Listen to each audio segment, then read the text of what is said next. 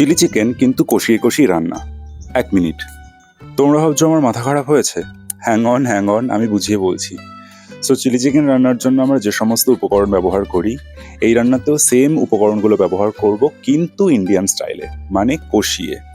তবে বোনলেস মাংস নেওয়ার দরকার নেই, যে কোনো রকম টুকরো নিলেই হবে, কিন্তু ছোট ছোট করে কেটে নেবে।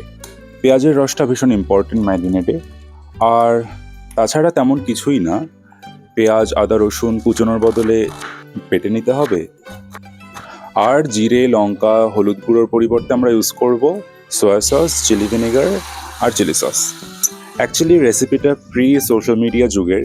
হ্যাঁ, মানে যখন সবাই জানতো না কিভাবে চিলি চিকেন বানাতে হয়, তখন আমার এক কাকু, আমার বাবার ছেলেবেলার বন্ধু, সেই রান্নাটা করতো।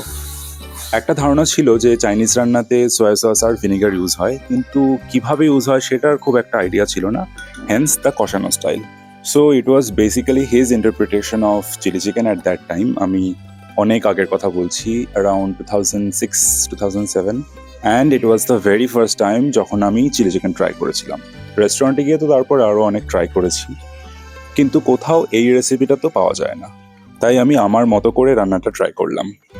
ইন্দো চাইনিজ অলরেডি একটা ইন্ডিয়ান ইন্টারপ্রিটেশন অফ চাইনিজ রান্না, তার আবার হাজার রকমের ইন্টারপ্রিটেশন। তবে খেতে ভালোই হয়েছিল। নিজেরাই ট্রাই করে দেখো একবার, তারপর আমায় জানাও।